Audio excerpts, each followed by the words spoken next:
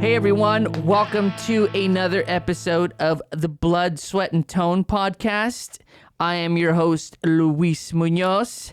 We got Chris over here producing the thing. You can't see him. And then our guest today is Mr. Rod motherfucking Castro. We need a little clappy sound, Chris. Okay. Yeah. The air Beep, beep, horn, yeah. Or a boo if we don't like them. And then we'll just edit it in post and they will never know. But, dude, buddy, how are you, What up, man? I'm great. So good to see you always. It's nice to see faces now. It is, I know. When was the last time you saw my face? Because I see you on social media, but In person. in person, It's been a minute. it has been a minute. Yeah. You have a beautiful face. Cheers to science. I got a lot more white hairs in my beard. Why is that? Parenthood. Again. So, Rod just had a beautiful little... Well, you didn't have him. I mean, Denise had him, but... I took part in creating a beautiful little boy. Yes, you did. Yes, and that's incredible. That's insane, dude. That is wild to me. Yeah. Doesn't make any sense. It doesn't make Like the idea of babies being born makes no sense. It's like, dude, I think it's the most beautiful thing. Like we were talking about earlier.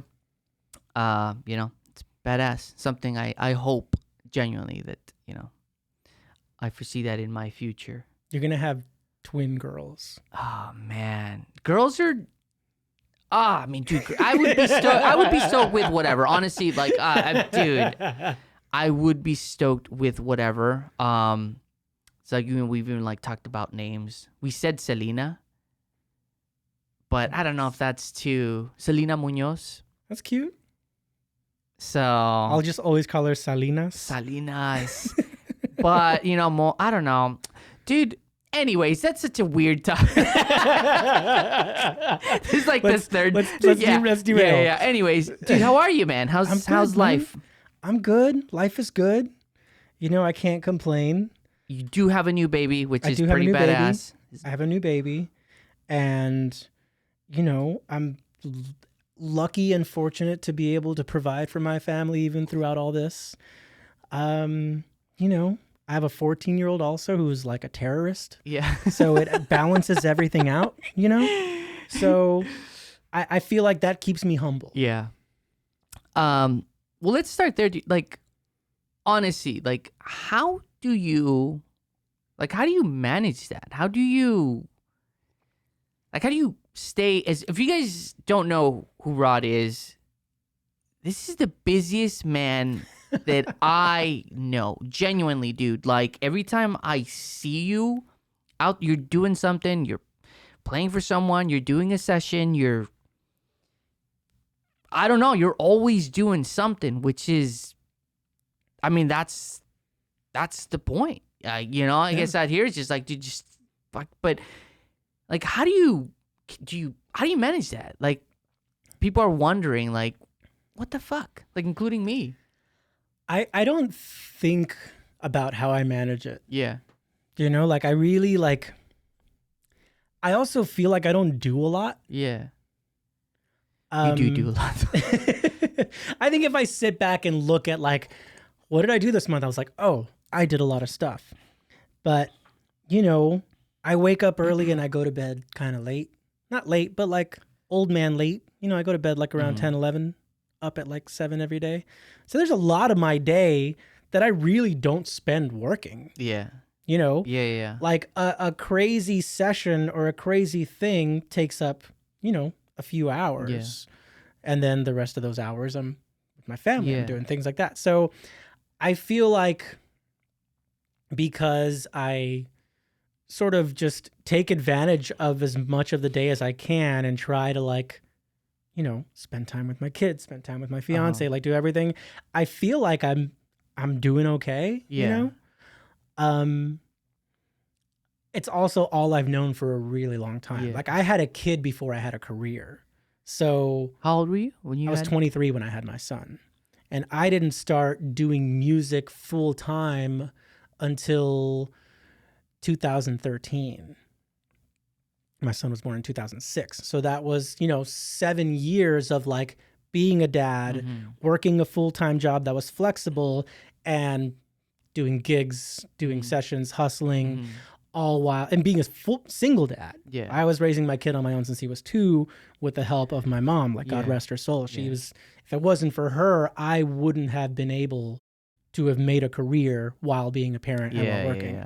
So I've always kind of known this life before I had a career. So once I had a career, it was like, to me, that's just normal. So, you know, I don't see it as like, whoa, I'm juggling so much. I see it as like, this is my life. And if I want to work and I want to be a dad, I have to do both. And so I just do both. Dude, that's wild, man. That's crazy. I mean, I still don't know how you do it, but like what I tell people all the time, I'm like, I don't know how you do it. And I'm like, do you get that a lot? Like all the people time, all the time. They're like, how do you do it? How do you do it? And I'm like, one, I don't think of what I do as overwhelming because it's, like I said, it's what I know. That's the norm. But 2, you'd be amazed at what you can do if you just don't have a choice. Yeah. Yeah, I mean, that's a good point.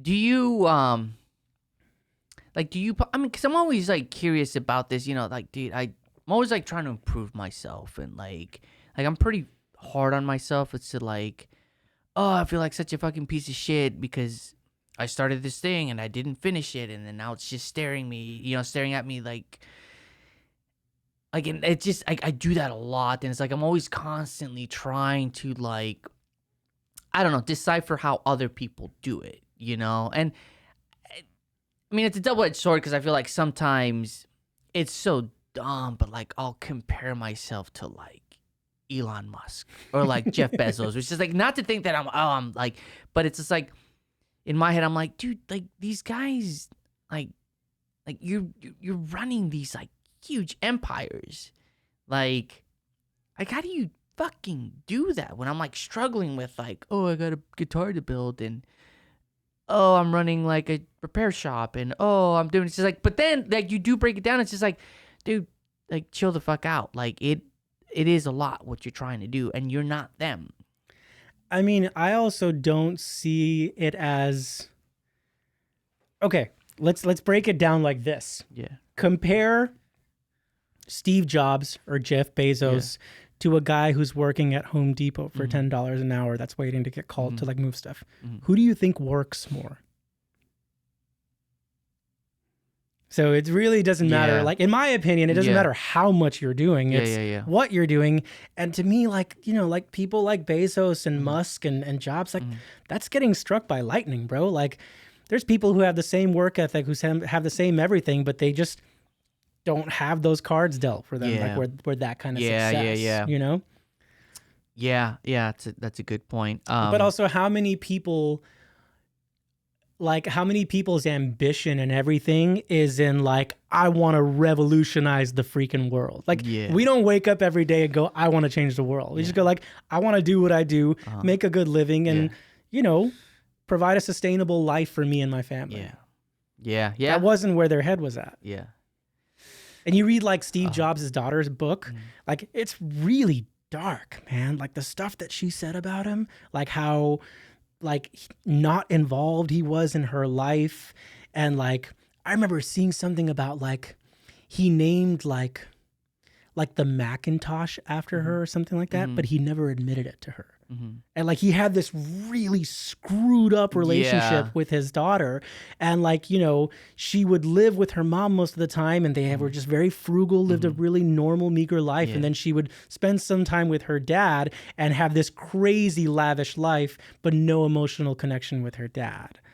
And I remember reading an excerpt saying where she talked about like the first time he admitted, because she would ask him like, did you name this computer after me? And he'd be like, no.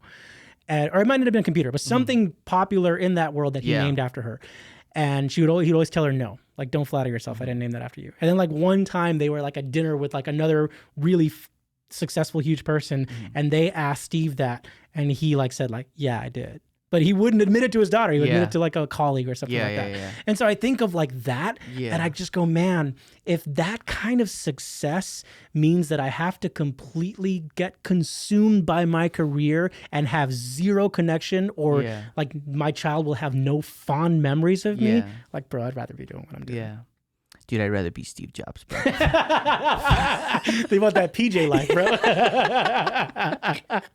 How about somewhere in the middle? No, I'm just kidding, dude. No, like, dude, the older I get, the more and more I'm like, oh, dude, fuck that, you know? Like, oh, not fuck that, but like, not at the expense of the relationship that I have with my wife or my friends or whatever, you know? And it's just like, yeah, it's a, you know, but I feel like that's taken such like emotional intelligence, or not that, like, I guess just like the older that I get, for me to like really kind of start to understand that, you know, dude, when I moved out here when I was 25, I was like, oh, bro, I'm gonna be the next Slash, dude.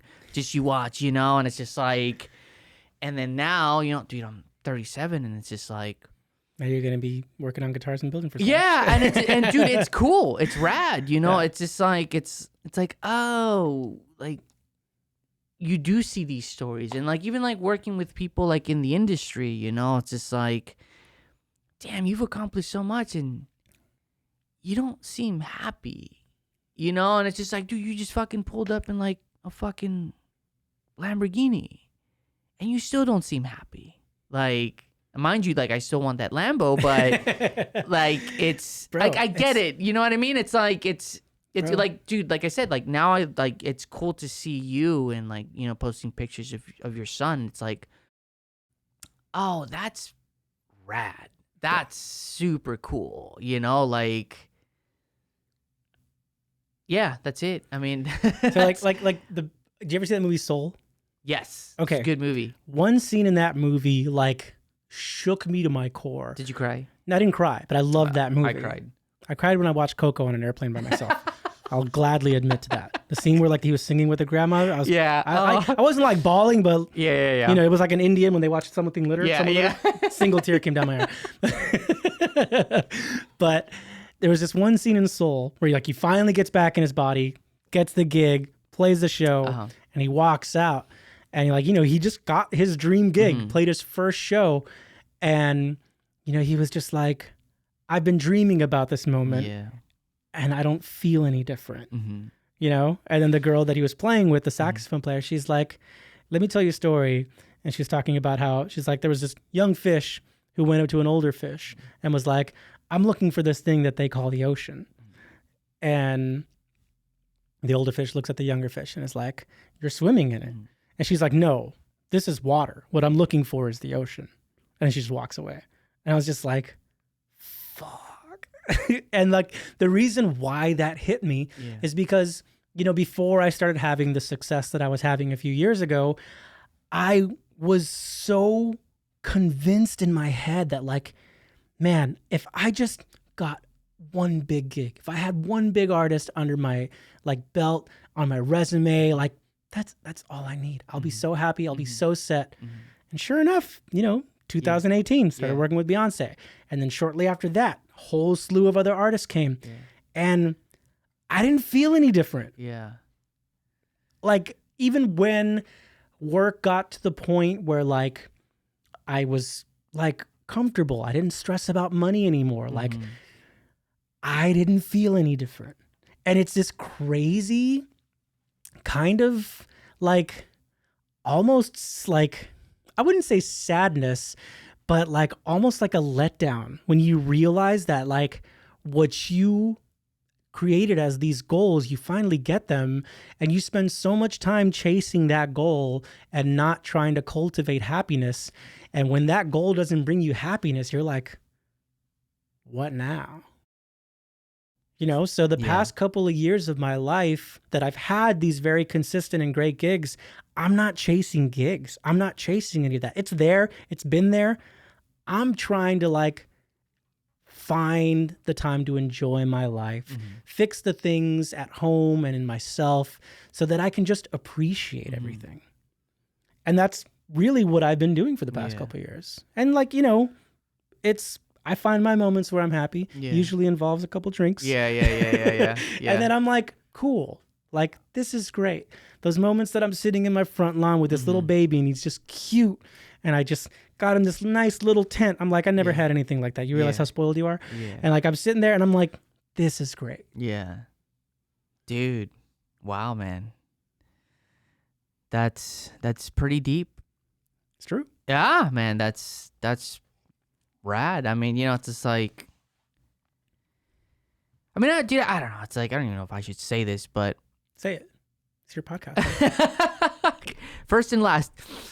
After what we said earlier. Like,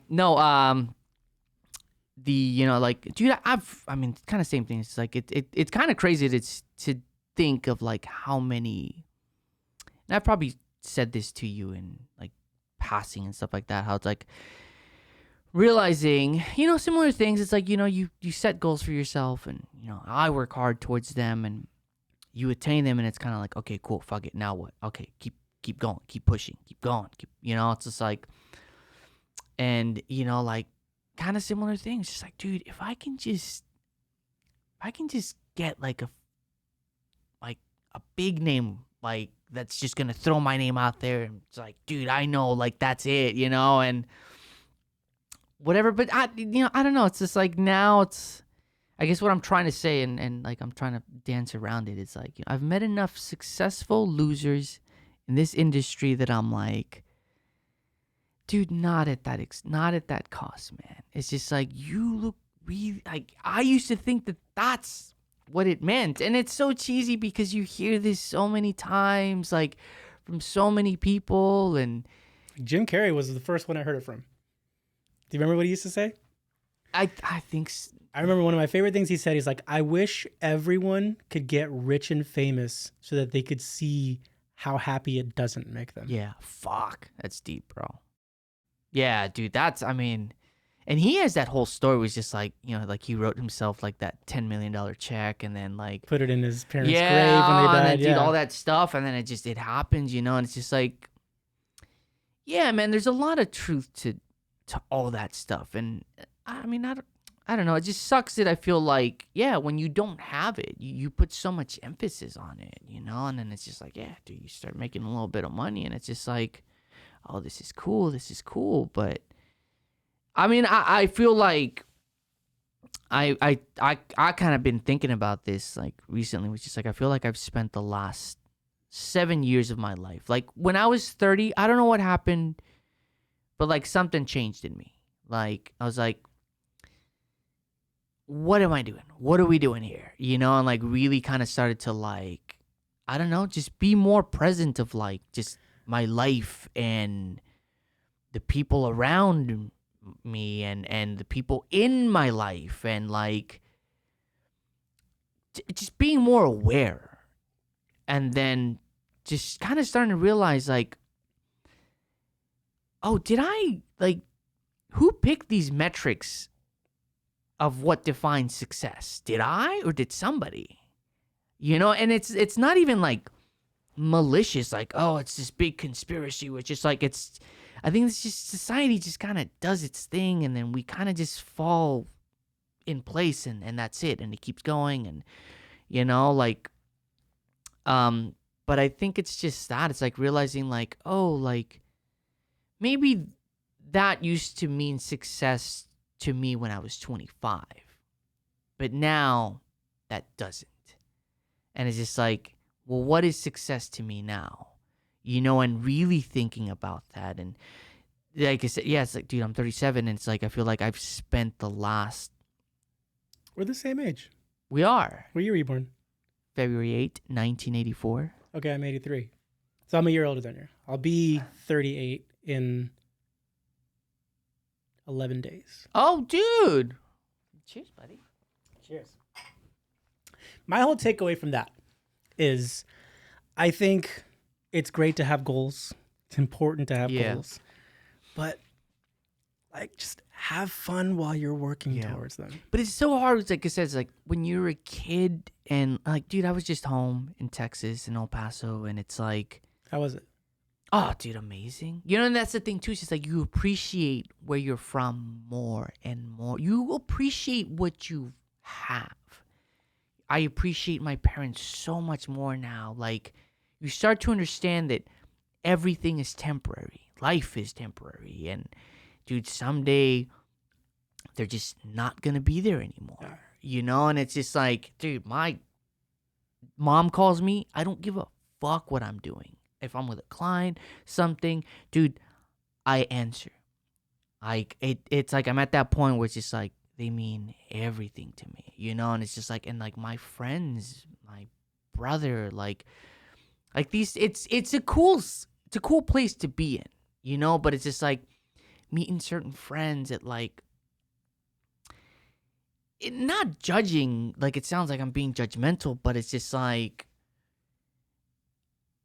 oh, I feel like I went to LA and it didn't work out the way I thought it was. But it's okay though, because that's part of the game. It's just like, dude, you lose yourself, you get uncomfortable. Like, that's where growth is. Absolutely. You know, and it sucks. Like, the shit that I had to go through, the shit that you probably had to go through. It's like, but you get through it, and it makes you a better person. Like, you appreciate everything more, man. And it's fucking cool, man. It's just like, I mean, dude, this podcast, it's just an excuse to hang out with, like, my favorite people. You know what I mean? And it's because, like, I feel like I always have these conversations with you, regardless if we had a camera or what the fuck is a camera? A camera. Fucking my Mexican's coming out, bro. That whiskey's hitting you. Exactly. You know, it's like, regardless if we have a camera or a mic or whatever, it's just like, you know, dude, talk to you, and it's just like, God damn, bro, we've been talking for an hour, dude. It's like, it's already been an hour? No, dude, but just like in general, like, you know, when like I feel like I'm breathing on this mic. I'm gonna move it more this way. It's okay. Before, you know, it's just like, man, I should just like, and that's the thing too, is it's like, I feel like there's a lot of people that can learn from this stuff, Absolutely. You know, and it's just like, I feel like someone like you, Rod, like, dude, like, you work so much, again, like, but in a good, like, you get so many great gigs, you get so many fucking endorsements, like, you're just doing your thing, man, and it's just like, you know, like, there's people probably looking at you like, how the fuck is that guy doing it? Like, it's weird. It's weird when people like actually like say that to me, people I don't know and stuff. But man, it took me fucking forever to get to where I am. Yeah. Like, I want to say that like I started playing guitar where I was like, I want to do this. Keep in mind, whoever's watching this, we're old school. When we started playing guitar, there was no YouTube. There was no internet. Dude, I was just telling Moa, I remember going to the grocery store to buy like guitar player magazines. Yeah. And that's how you would learn how to play riffs, because you'd have the little tabs underneath. It's like, okay, even like when internet did exist when I was like 16, but it was dial up. Yeah. And there was no YouTube. There was like none of that existed, you know? So like, I didn't go to school for music. I didn't know. I hate the fucking word networking, but I didn't know what networking was. Most people do. Yeah. And like, I was just like, you know, when I started playing guitar, I was like, I want to be in a punk band. Yeah. So I was in a punk ska band. My first band was a ska band. All right. This interview is over, everyone. You would hate ska music, but you also hate families. So I hold that against you. I remember one time, I don't know, what we were in your old place before you had this nice fancy place, before you were all chingon. Yeah. And you're like, you just made a comment about something. You're like, I fucking hate families, man. Dude. And I'm like, who says that? You meant it too. I did. I can't remember what we were talking about, but it's just like, at that moment, certain families. You meant it. But so I started out in like a ska band, you know, and like I was, I think 14, 15 when I started my first band. I'd been playing for 3 years, and I was just like, in my head, I was like, we're going to get signed to Epitaph, and we're going to tour with like Voodoo Glow Skulls and Real Big Fish, and I'm going to play Warped Tour, and I'm going to be famous and successful, and like had zero idea that those bands didn't make any money. Yeah. And that was just like, you know, it was very much a labor of love, you know?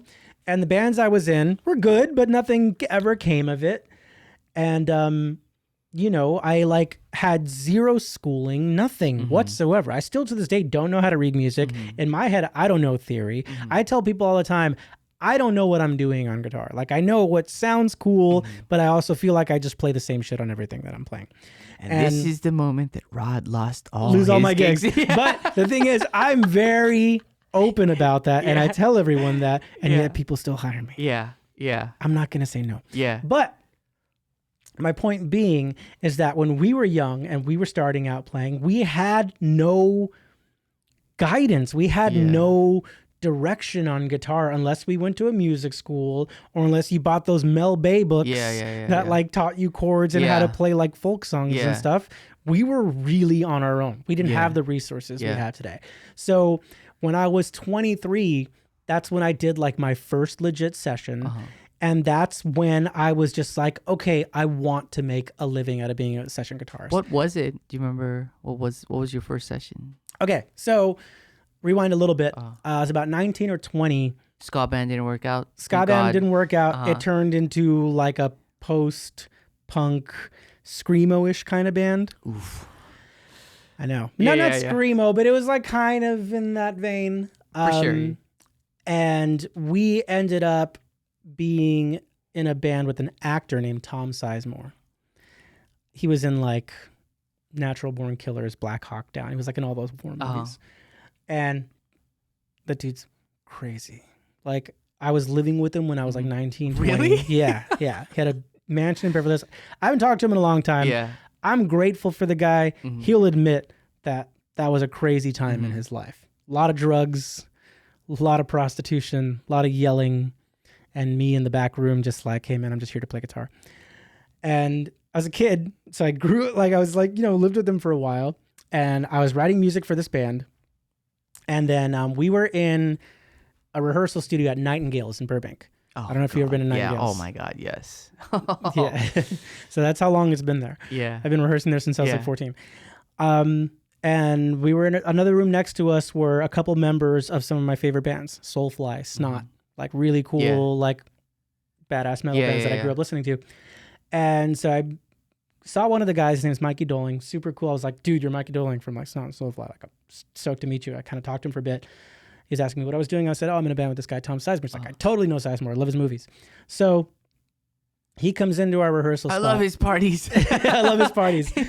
He comes into our rehearsal room, listens to the music. I had been writing the music.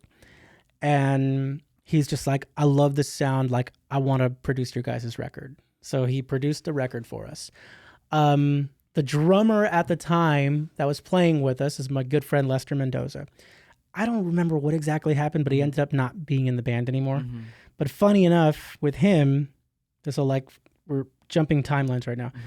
But with him, I recommended him to the studio that I was working at a while back. He got the job there, ended up engineering Lemonade and won a Grammy. Beyonce stole him from that studio, basically, and he stole him, but he gladly joined their crew. Became their engineer, has been their engineer forever. He's the guy who brought me into Beyonce's camp. It was like a lot of like tag teaming, like for sure. But it was really cool of him to do that. I didn't expect that. He's my dude. I love him. I still work with him all the time. But he was the drummer in that band. For some reason, he ended up not being in the band, probably because Tom was crazy. Yeah. And they brought a session drummer into that to do the record. And he ended up being a good friend of mine named Michael Taylor. Incredible drummer. One of my favorite drummers I've ever played with to this day. And he was just like, yo, man, like you should do gigs. And I'm just like, how? Like, I don't know. Yeah. How do you get gigs, And he's like, all you got to do is learn music. You don't have to read music. People send you songs. You learn them. You play them. You do a good job. You get paid. I was like, cool. So he recommended me for my first gig. And it was a guy named Randy Amata. I don't know if you know Randy Amata. He's a keyboard player. He runs the Tuesday night jams at the Federal still to this day. No. Killer keyboard player. I've known him forever. I still see him. And I tell everyone, like, Randy got me on my first gig when I was like 22 years old. Yeah. He got me on my first gig. And it was like a blues artist. I was playing guitar. Super fun. And that was the first time that I got paid to play music live. And I was just like, you're going to pay me to do what I've been doing for free for the past 10 years? You don't understand. I was in ska bands. Like in my head, I'm like, you're going to pay me to do this? And I was like, okay. Yeah. And so I did a bunch of gigs with her. Do you remember how much you got paid? I think I got paid like $150 or $200, which is still not. That's pretty good For your first yeah. gig. Dude. Not bad. Yeah. So I was like, crazy. Yeah. And then I don't know what my second or next gig after that was, but I started getting involved with friends who had labels, who produced other artists. And I just started I ended up being that dude who would like be at a gig and I knew all three artists and I was playing with all three artists that night. And they would just like all play shows together. So I was like, everyone kind of shared me as their guitar player. And that's how I got into it. Dude, and then wild. I ended up being in like a hip hop band that was doing a record at the studio with Skip Sailors. And that's what ended up leading to the Beyonce stuff. And the guy there was a total asshole, Skip Sailor. I love him to death. He's like my uncle. So I have no problem telling him, hey, Skip, I love you. But when we first met, you were a fucking asshole. Yeah. And that's his name, Skip Sailor? Skip Sailor, yeah. This dude like engineered, like worked on Use Your Illusion 1 and 2, Guns N' Roses, hey, Tom Skip, Petty. I love you, buddy. Fuck this guy over here. Tom Petty's, like Damn the Torpedoes. Like he like in the 70s and 80s, the dude was crushing it. And he has a beautiful studio in Northridge, home studio. And I ended up becoming his session guitarist after this like grueling sessions where he was making me do takes over and over and over. I think he did it just to see what my breaking point was. For sure, yeah. And I just kind of dealt with it and I took it like a bitch. And he was just like, at one point made a comment like, yo, man, like I made you do all this shit. And he's like, and you held on there. I put your nose to the grinder. You held on there. And I was like, okay. He's like, I'm gonna start calling you for stuff. I was like, cool. So that became that's how I became a session guitarist, was working with this guy who used to do sessions back in the 70s. And he's very old school. And he kind of embedded that old school session mentality into me, which I think is the reason why I'm such a proficient studio guitarist and why people are just like, whoa, like that was really quick. You did this really quickly. Because I was sort of trained and mentored in a really rough way. It wasn't like Mr. Miyagi. This dude was like getting me on horrible Cobra Kai, sessions. dude. It was like Johnny. So but I appreciate him so much. And then he ended up getting me on great sessions. He got me on some Bobby Brown stuff, Snoop Dogg, like Too Short, E40. Like he was doing all these West Coast rappers. I was doing all their sessions. And that's how I learned to be a session guitarist. Fucking crazy, man. I think you've just broken the heart of like every MI and Berkeley fucking kid that's like, sorry, Chris. Chris is a Berkeley kid. But no, I mean, dude, it's like you're one of those guys that like, I remember when I saw playing, because like I dabbled. Where'd you see me playing?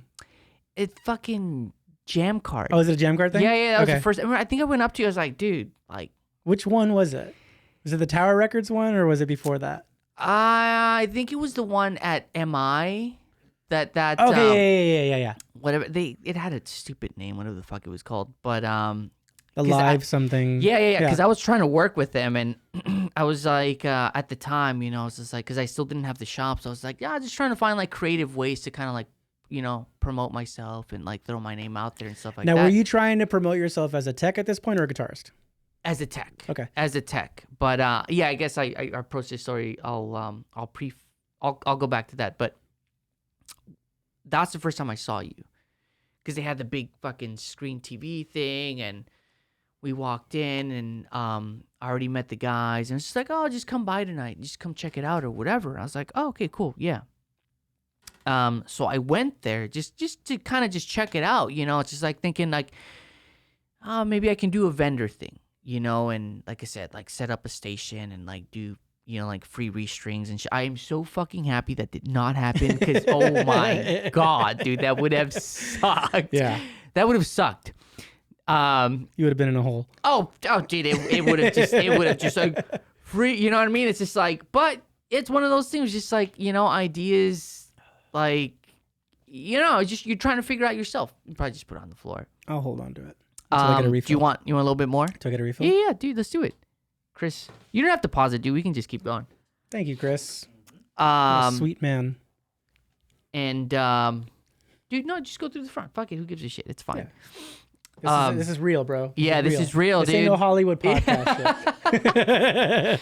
And, dude, I saw you shredding. I was just like, fuck, man. I always feel like I played like shit at those things. Dude, I mean, that's the thing. I don't know, man. It's just like, there was just a thing about you playing. Certain people just, they just gotta vibe to it, man. Thank you. Do this in front of the camera too. Yo, Tin Cup. Tin Cup, come on, y'all. Starring Kevin Costner. yeah. We're talking about here. I'll do a little. Do you have a deal with Tin Cup? No, but we will though. Especially after this. Yeah, exactly. Cheers, buddy. I got kids. We'll bring the kids here, dude. We'll have a whole family party, dude. But yeah, like for some reason, those like I love Jam Card, Elmo's, Christian, Jack. Those are all really good friends of mine, and I've been with them since like day one they launched it. I love what they do, but those events scare me because the type of musicians they have are these like crazy shredder chops. Like blow you away, and I'm not that guy. Yes, but I think that's why, like, because they get a lot. Like, I feel like a lot of people in that world, like, it's like the gospel-y, like, super like jammy. You know what I mean? It's just like, but it all at some point. No offense to any of like those places, but like it all at some point just sounds the same. Like, it's just kind of like, oh, okay, cool. Like, I see what you're doing there. You know what I mean? It's just like, and I can't tell the difference between you and the other last guy that was playing. And again, I get it. It's just a style, you know? So it's like, it's pretty refreshing. Like, dude, again, like the fact that I was like, I noticed you when like you were playing. I was just like, fuck, man. Like I just want to go up to you and just tell you. It's like, dude, you fucking did a good job. And then we started talking or whatever. And I was just like, oh, like I'm a guitar tech or whatever. And I remember, I mean, dude, we joke about it, but you know, it's I give you shit because like you were like, oh yeah, thanks, man. But like I do my own setups. I was like, this bitch, fucking bitch, bro. I was like, yeah, but trust me, bro. Like I said that? Yeah, dude. Yeah, you're like, oh, I do my own setups. So, dude, regardless, I gave you my card. I was like, dude, just take my fucking card. Like, stop being a bitch. Come on, man. And that was it. And then I saw you again because my wife Moa was doing a thing at Gibson at the NAMM. I remember that. That's where we like became homies. Yes, and I was just like, oh, there's that fucking guy. I gotta go fucking talk to this guy. And I remember Moa had like a leg injury, she broke and her my foot. fiance Denise was telling her some yoga stuff to do that ended up helping her. Yes. Oh, dude, big time. Yeah. So it's like, she took this, I don't know, some kind of supplements or something. She's like collagen or something like that. Yeah, something. And but yeah, and I was just like, oh, dude, we just started talking or whatever. And then like I think you hit me up like a few weeks after that. I think at that point, when I said I did my own setups, I meant like I handled my own action and stuff like that. That was about it, because I didn't know how to do trust runs or anything. So maybe I came off cockier than I meant to be. Yeah. But I remember what made me call you is I had just gotten that signature guitar from Master Craftsman. And I was like, this thing isn't feeling right. I don't know what it is. I can't figure it out. Can you take a look at it? And I think that was the first guitar you worked on for me. I was like, oh, what is this thing you're bringing me? Okay. And you ended up like shaving off some of the wood that the you went to town on that one. I did, man. But it was, it's just one of those fucking things where it's just like, anyways, that's where I first met you. But what I was going to say was like, at some point, because I went to MI, I did the performance thing for like a year, and then I hated it. I was like, fuck this. This is not for me. Like despised it, like uncomfortable. Like, dude, I would get anxiety when like, and it's just like, and I get it, dude. I get it. It's like, but they would push you like, oh, you need to go do auditions and all these things. It's just like, dude.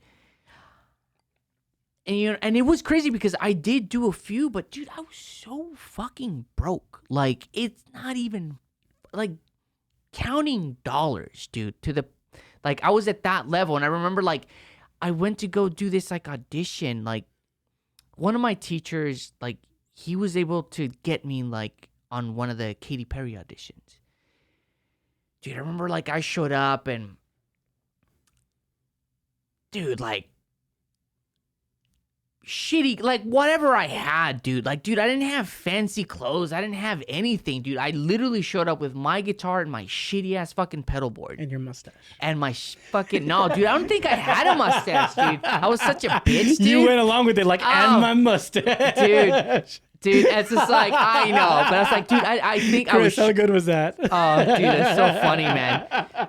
Dude, I show up And it's just like, I think that was the first time I understood what the industry was. I walked in, dude, I practiced. What was that fucking song? I kissed a girl. Oh, yeah. And I loved Oh, this was it. early Katy Perry. Dude, this was like, no, I think she already had songs, but that was the song that they were like doing, you know? And I was just like, dude, it's not a difficult song. How long ago was this? 2010? 2011? Okay. 2000, around there, dude. It's like, but I remember it's like somewhere in bumfuck North Hollywood and whatever, dude. Like, I remember I was working full time and dude, I took the whole fucking day off. And anyways, I remember I showed up and I was just like so determined. I was like, this is going to be my gig. This is going to be my fucking gig. I've practiced this one fucking song all week. This is it. Like, you know, and I had like some cool little things. Dude, I remember I showed up. And it was like, these guys already know the MD, and everyone's saying hi to each other, and everybody knows each other, and this is my line where like nobody knows each other, and it's like whatever, you know, show up, you fucking play it. It's like, okay, cool, thank you, you know, like get the fuck out of here. It's just like, oh wait, we didn't even get to the whole song. It's so like tacky, like, but it's just like. So you're saying you didn't get the gig? Dude, fuck no, I didn't get the gig, bro. But it's just like, you know, like, yeah, dude, I definitely did not get that gig, bro. Did not get that gig. But it was just like, I get it. Cool. These guys that are like here to audition, like they're already playing for other people. They're like, everybody knows each other. Like, the MD knows these guys by name. Like, I get it. This is not an audition. This is like a thing that they sold to MI for like, hey, we fucking, and that's what it was. It's like, we guarantee like 10 slots for like MI students. Like, just to be able to say for MI. It's like a courtesy audition. Yes. Exactly. That sucks. You just broke my fucking heart, but that's what it was. Exactly. I broke your heart. You're the one who said it. I know. But it's just like, but you know what I mean? It's like, so, and then it's just like understanding, this is what, and then like really thinking about it, like, look, the few gigs that I did, like the few artists that I played with, like, I didn't enjoy it. It was not pleasant to me. I did not have fun. And I always say this to like, to people, like, dude, guys like you, guys like Johnny, like other clients that like do the sessions, like, dude, I have so much respect for you guys because it wasn't in me. It was not in me. And anyways, I'm trying to tie it to like seeing you play and seeing guys like Johnny play, like Johnny Gomez, who you guys saw in the other episode, thinking, if I want a gig with Beyonce, I have to go through guys like you. Yeah, that's not gonna happen. Fuck that. You can have that gig and go fuck yourself. Like, that's it. You know, but in a very freeing way, and then understanding I am not passionate about, like, not to that extent. There's guys like you that exist, that can play like you, that are driven like you. Yeah, I'm good. Like, and it's not like it's like, I am passionate about what I do with what I do. Wait, does that make any sense? That makes perfect sense. You know what I mean? It's just like, dude, yesterday, a whole fucking day to do one fucking setup. One fucking setup. Like, I'm not going to charge this person more because, it took me a whole day. It's just like, I obsess over this shit. You know what I mean? And understanding like, this is what I'm passionate about. Like, I enjoy playing guitar. I love playing guitar. But I want to do my own thing. It's just like, and whatever, if you know, like if it doesn't work out, if I can't make it, obviously I'm not, but I'm okay with that. Like, I'm super passionate about this stuff now, which is cool, you know, but yeah, man, dude, it was like, that was like the first thought I remember, like, and it's not a bad thing, like seeing you play at that jam card thinking like, yeah, there's guys like that dude that exist out there. Yeah. Cool. cheers, buddy.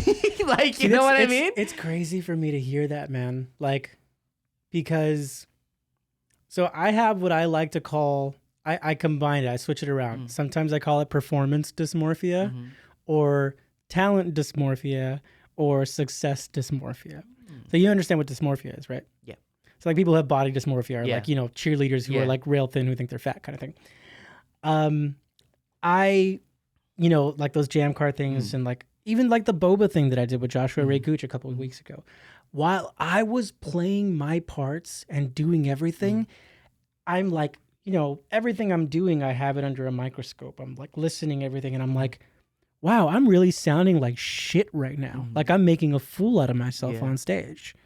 Like maybe it's not horrible, but it's not good. And it's certainly not good compared to everyone else around me that can play. And like the whole time I will just kind of not be having fun during these moments where I'm like soloing and stuff like that. And I'm just thinking, wow, I really sound like crap right now. Like I'm going to end this early and just kind of go back to just the cool ambient, my safe zone, you know? For sure. And then, you know, like I won't say anything or I'll like kind of just go to be like, yo, man, that was so much fun. Like, I'm really not a jammer, bro. Like, thanks for letting me come here and like try to keep up with you guys. Like that's my humility covering my insecurity, you know? And then, you know, someone will post a story of me playing during that section and I'll listen to it and I'll be like, that sounds fine. It's like, I'm the fucking best. No. I certainly won't say that, but I'll be like, that sounded pretty good. Yeah. Like, what is going on in that moment where this sounds like garbage to me? And then like I listen back and I'm like, that sounds fine. It's fucking weird. Do you think it's like I mean, you hear this a lot, like the imposter syndrome, like Absolutely 100%. because everybody suffers it. Yeah. Suffers from it. Everybody. Bro, it like got even worse when I started doing bigger gigs. Like when I started, because like with Beyonce, it started like I did one show with her. And I'm not her touring guitarist. Yeah. Like I'm not her live guitarist. Yeah. It's a girl named Ari O'Neill and she's great. I haven't met her, but she's awesome. But I do a lot of her studio stuff and I'll do like one-offs with her. Like I did Kobe Bryant's memorial with her last year, which was insane. Yeah. And like, so that gig I did, and you know, like I'm sitting on stage, me and like this girl who's like practically my sister, Victoria Theodore, plays piano. We start out the whole set, just her and I. It's a really cool thing. I think we started it with a song called EXO. But okay, so we're playing, Staples Center is packed and it's filled like the whole, like, you know, like the lower area where they have like the basketball court. Yeah. They decked it up with like this stage kind of in the middle and there were seats around us. First row was like Kobe's family, wife, kids and stuff. And then all around them is just NBA royalty. Michael Jordan is like where he is right now. I'm sitting there and he's like staring at me play. Magic Johnson, like, you know, freaking Kareem Abdul-Jabbar's like right there. It's just like, you know, insane. Like Stevie Wonder's, I was going to say watching me play, but listening to me play. And yeah. And so I'm like sitting here and I'm just like, this is insane. You know, I'm not letting it get to me. My whole thing is like, I don't want to screw up the moments where I am the most audible in the performance. So like once I get past my moment where I started off and I sort of lay the groundwork for the rest of the song, I'm chilling. I do this show, you know, it's not even a show. Like I would never call that a concert. You know, we were paying homage to Kobe, who was friends with Beyonce. We play our performance, we finish. Not only are all these people watching it, but it's being televised to, I can't imagine how many people watch that memorial on the news, you know, not to mention after it aired and everything. And like, even when I'm in a situation like that and a gig like that, I somehow convince myself that it's not that big of a deal because I'm doing it. Like if anyone else were to be doing that gig, I'd be like, that is insane. That's got to be like one of the most amazing things you'll ever do in your life. Like who wouldn't want to do that? But if I do it, I'm like, it can't be that big of a deal because I did it. And it's not even like I'm putting myself down because it's not like self-deprecating, but I legit think like it can't be that big of a deal if they called me for it. Interesting. It's so bizarre. And that's the imposter syndrome kicking in, where I'm not putting myself down. Yeah. I'm just not letting myself up, if that makes sense. Yeah. Do you, me and Johnny were kind of talking about this a little bit, Johnny Gomez, about therapy. Like, have you ever? Yeah. I'm a big fan of it. I'm all for it. Have you been? Yeah, I have. Yeah. Numerous times. I have a great therapist. She's awesome. What up, Trinka? She's not going to watch this. She's not going to watch this. But yeah, I don't think I've ever addressed imposter syndrome in that. Like, I usually more of like, you know, I have a very emotionally troubled teenager. So most of it revolves around that. And, you know, like I dealt with, like when my mother passed away a few years ago, like I dealt with a lot of grieving with that as well. So I think I don't feel like my imposter syndrome is out of control. I don't think that it's debilitating. I think if anything, it keeps me very humble. I do think that it stops me from enjoying everything as much as I should. But it's funny. I just had this conversation with Denise earlier today that when I drink are the moments that like I truly step back and acknowledge and am grateful for like my career achievements. So you're encouraging drinking is what you're saying.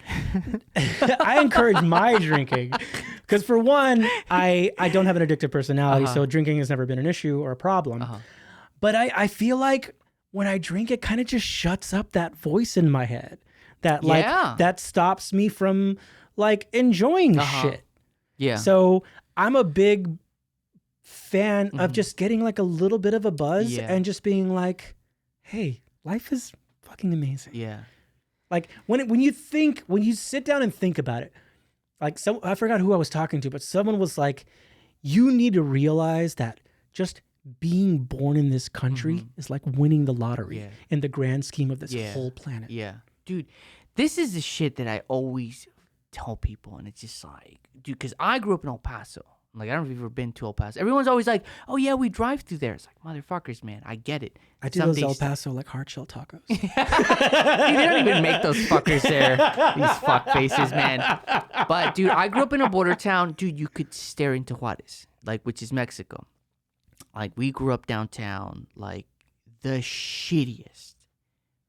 Dude, that's the thing. It's not shitty because you grow up in it, and it's normal to you. You know what I mean? It's like, dude, I remember seeing a drive-by once, and like, you know, we're like playing at like it's called the Armijo Park or whatever, and it's like a boys and girls club or whatever, and we're all outside, just kind of like all the kids.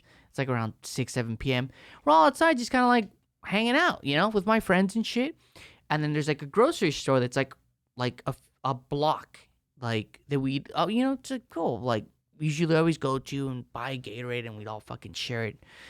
And we're just outside the Armijo Park, and then you see this fucking car just like and like fucking slams on his brakes, and like he stops right in front of the grocery store, and then these guys fucking get out, and then they just start fucking shooting into the grocery store, and then the guys that were outside the grocery store, they run in, and like, I'm like, dude, I remember thinking, this is the coolest fucking thing I've ever seen in my life. It wasn't traumatizing? It was not trauma. I remember thinking, this is the coolest fucking thing I've ever seen in my life, bro. I remember getting my little brother and then what running. What does that say about you? Dude, running home and then like telling my mom, guess what? It's like, you know, what? It's just like, fuck. I just saw the coolest fucking thing in the world. I'm picturing you like 10 years old. Mom, fuck. I just saw the coolest thing. I was just like, and she's just like, I was like, oh, I just saw a drive-by. It's like these guys got out of their car. They're pulling their How fucking old were you? Dude, like 12, 13. Dude's like, they're fucking like, they're just shooting the guns. And it's just like, it was super cool. Dude, like her face just turned white. Just like, you know, and then like it's just like, and like her getting pissed off, and then like, well, she got mad at you? She got pissed off. I mean, dude, mind you, because it's like, I remember I think she just got nervous, but her visceral reaction was just like anger towards you. And like, what were you doing? Like, were you at the park? Were like, just confused. Yeah. You know, and then dude, her freaking out, and then my dad came home from work later, and he had to talk with us. It's just like, you fucking dummies! Like, what are you doing? Like, don't stand there. Like, run. Yeah. You know what I mean? It's just like, I think that's what it was. It's just like she just didn't know how to convey that. Yeah, it was like the fact that your sense of danger didn't kick Yeah, in, yeah, and you dude, didn't we were just like, leave. Whoa, You know? fuck, that's so badass, dude. I'll never forget it, man.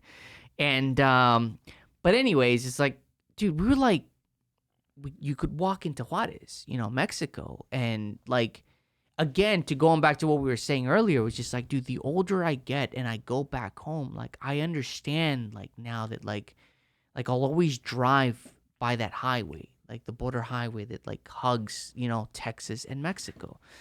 It's like, dude, you can look into Mexico, man, and thinking like, dude, by sheer luck, because my parents were from Juarez. It's like, I was born on that other side of the border. You have a whole different set of problems. Exactly. My life would have been completely different. Not to say this like it would have been bad. It is, man. You understand. Like, I appreciate so much. And I get a lot of energy from that. You know, like, I remind myself of like, I mean, dude, my parents raised us to be Americans. Like, dude, they were like, we did everything we could to get you here.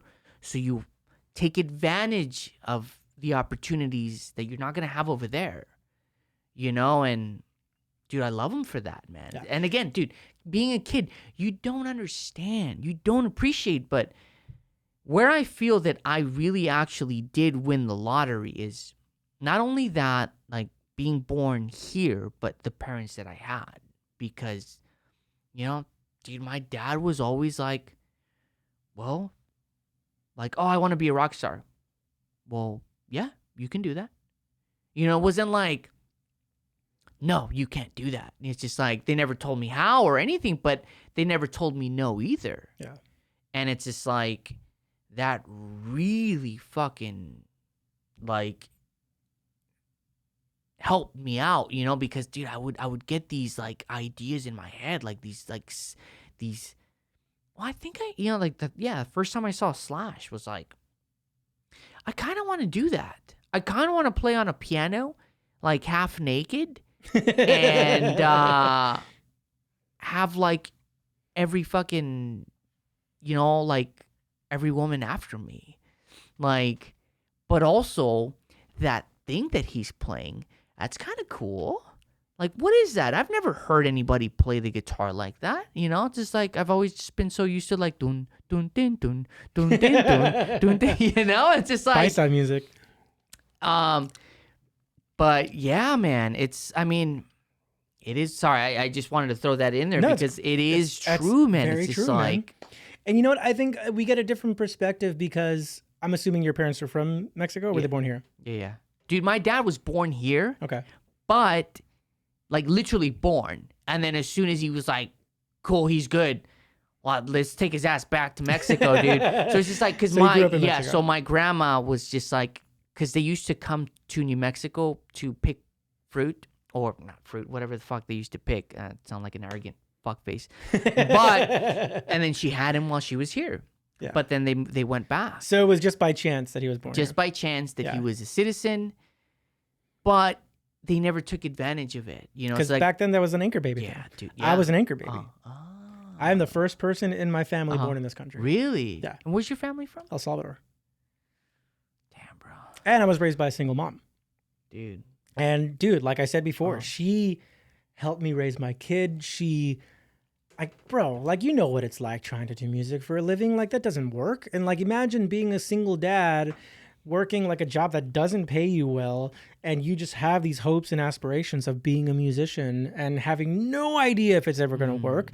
She was so supportive. She took care of me and my son. Yeah. And, you know, the saddest thing in the world, she passed away from cancer, but it was like right when she got sick was when everything started to blow up for me. It's always that, man. And, you know, like, I am just like eternally grateful for her. Because has she just been like, give up this fucking dream, and you have a kid. I'm not going to be here forever. Like, think about your kid's future. Like she never once did that, you know? It was just like, I will give you my all until you know, fulfill your dream. God, damn, bro. And it's like, I take so much of that from her, you know, like you know, both of my kids, I'm going to be the same way. Like I'm going to be like, be smart, like have a plan, you know, but do what makes you happy, you know?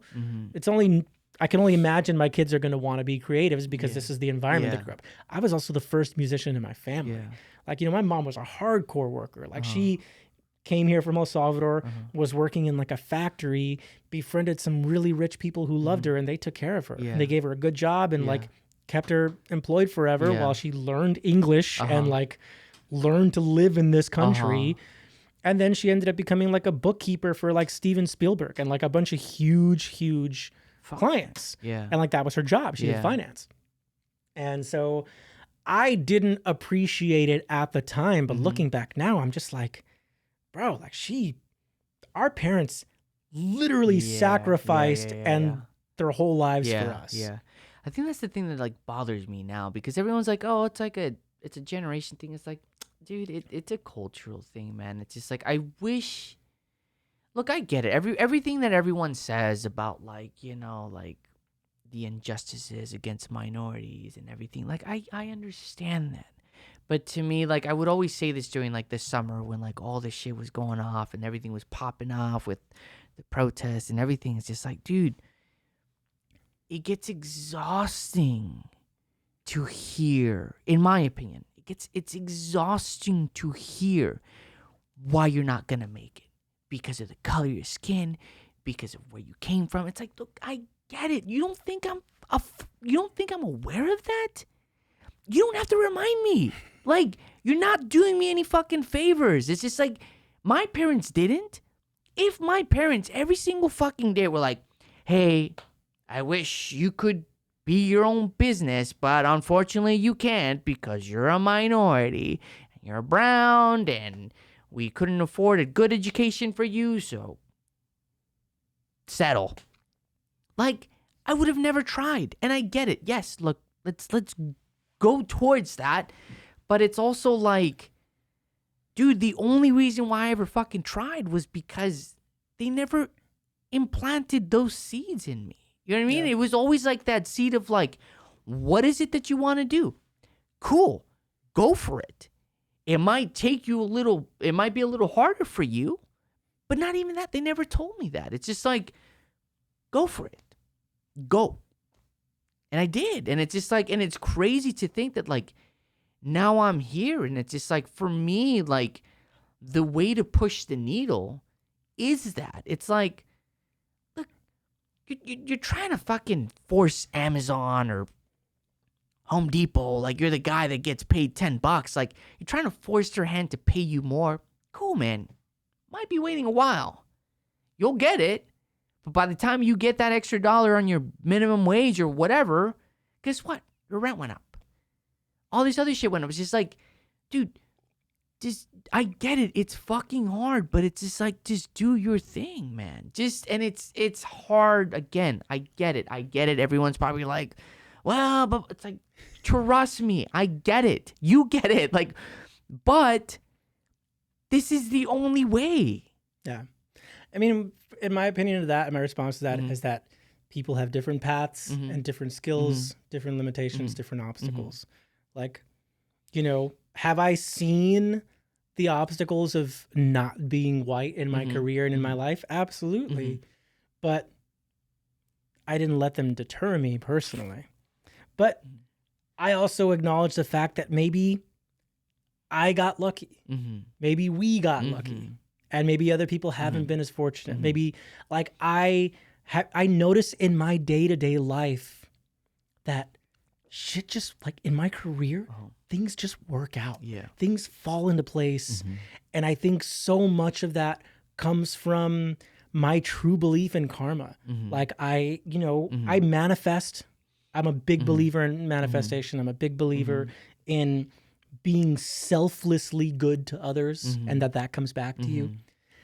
But I feel like that's how my world works. Like I can't imagine how other people's worlds work, you know? And I feel like we're very limited. Our perspectives are very limited by our experiences, and everyone has different experiences. True. 100%.